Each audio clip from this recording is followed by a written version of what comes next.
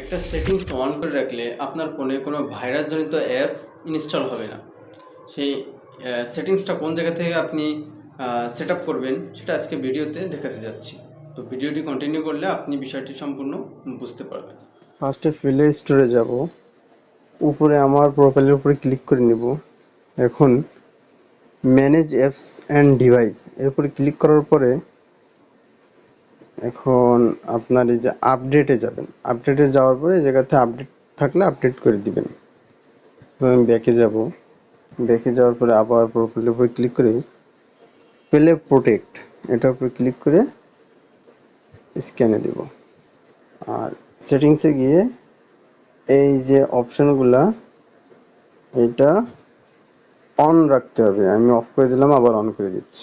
এটা অন করে দিলে কোনো ভাইরাসজনিত অ্যাপস ইনস্টল হবে না। তো ভিডিওটি ভালো লাগলে লাইক করবেন, শেয়ার করবেন, আর ইউটিউবে দেখলে সাবস্ক্রাইব করবেন।